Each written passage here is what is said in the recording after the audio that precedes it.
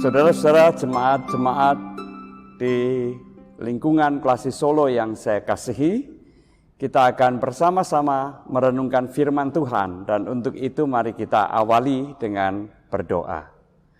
Allah Bapa yang kami sembah di dalam Tuhan Yesus Kristus, kami bersyukur karena Engkau senantiasa menyertai dan memimpin kami. Kiranya Tuhan juga yang akan menolong kami ketika kami membaca dan merenungkan firman Tuhan pada hari ini. Di dalam nama Tuhan Yesus kami berdoa. Amin. Bacaan firman Tuhan pada hari ini terambil dari surat Roma pasal yang ketiga, ayat 21 dan 22, dan juga ayat yang ke-27. Saya akan membacakan demikian. Tetapi sekarang tanpa hukum Taurat, kebenaran Allah telah dinyatakan seperti yang disaksikan di dalam kitab Taurat dan kitab-kitab para nabi, yaitu kebenaran Allah karena iman dalam Yesus Kristus bagi semua orang yang percaya, sebab tidak ada perbedaan. Ayat yang ke-27, jika demikian, apakah dasarnya untuk bermegah? Tidak ada. Berdasarkan apa? Berdasarkan perbuatan?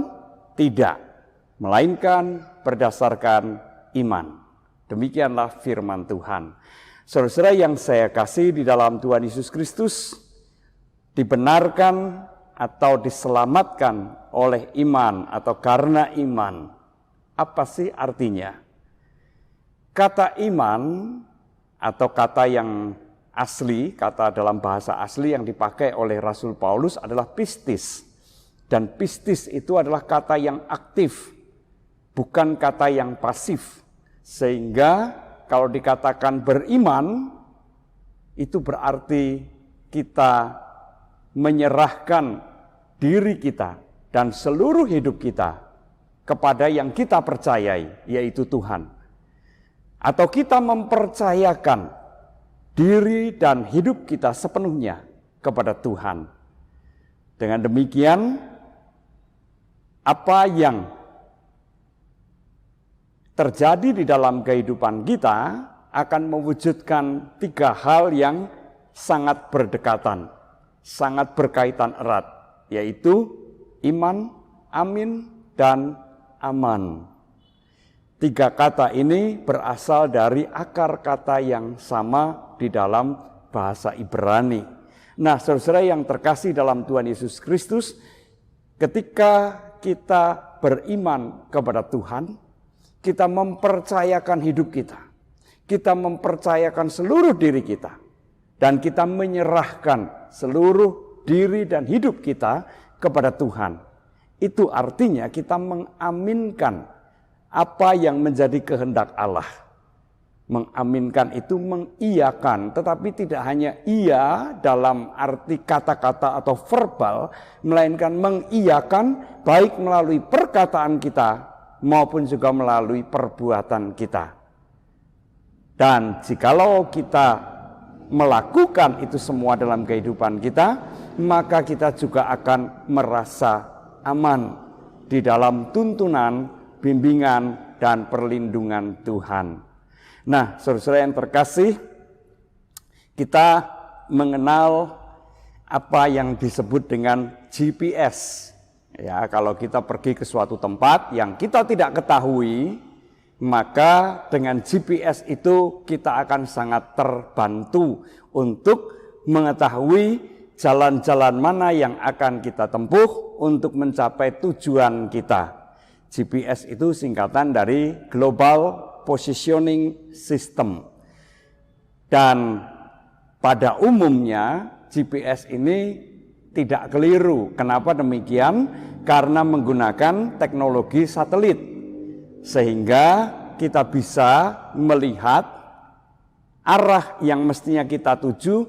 Bahkan seringkali juga di dalam GPS itu kalau ada kemacetan oleh karena kecelakaan atau karena perbaikan jalan atau karena hal-hal yang lain, itu akan diberi tanda merah dan kemudian kita diarahkan untuk mengambil jalur yang lain untuk menghindari kemacetan itu.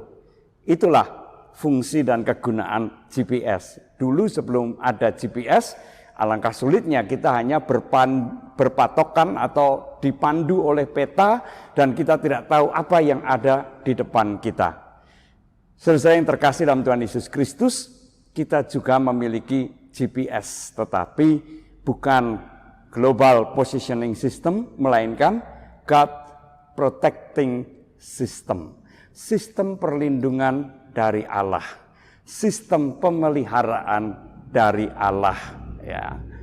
Nah, saudara yang terkasih di dalam Tuhan Yesus Kristus, jikalau kita mengikuti tuntunan dan bimbingan Allah di dalam kehidupan kita, maka jalan kita juga akan senantiasa aman. Kenapa demikian? Karena GPS kita tidak pernah salah jalan. GPS kita tidak pernah salah di dalam teknologinya. GPS kita juga tidak pernah menjerumuskan kita. Ia adalah pemelihara dan pelindung kita. Kenapa Allah melakukan semuanya itu? Karena ketika kita menyerahkan diri kepada Tuhan, maka sesungguhnya kita menjadi milik Tuhan. Tuhan itulah pemilik diri kita, pemilik hidup kita, pemilik masa depan kita. Sehingga dengan demikian kita juga akan merasa atau berada di dalam kondisi aman dalam perlindungan Tuhan. Itulah artinya diselamatkan oleh iman atau karena iman. Tidak dipertentangkan dengan perbuatan, karena iman diwujudkan melalui perbuatan. Dan perbuatan itu tanda iman, percaya, mempercayakan diri, menyerahkan diri. Dan kehidupan orang yang beriman akan senantiasa berada di dalam pemeliharaan dan perlindungan Tuhan. Mari kita senantiasa hidup di dalam iman, supaya kita boleh mengaminkan setiap kehendak Tuhan dan kita akan senantiasa aman bersama-sama dengan Tuhan. Tuhan memberkati kita semua. Amin. Mari kita berdoa. Puji syukur dan terima kasih ya Tuhan, oleh karena cinta kasih yang Engkau nyatakan kepada kami, sehingga Engkau berkenan menyelamatkan kami. Bahkan juga Engkau berkenan untuk memelihara, melindungi, menuntun dan membimbing kehidupan kami. Kiranya Tuhan sendiri yang akan senantiasa menolong kami, supaya kami boleh terus beriman kepada Tuhan, mempercayakan hidup kepada Tuhan, menggunakan hidup untuk melakukan kehendak Tuhan, sehingga hidup kami juga senantiasa terlindung dari segala bahaya dan segala sesuatu yang jahat.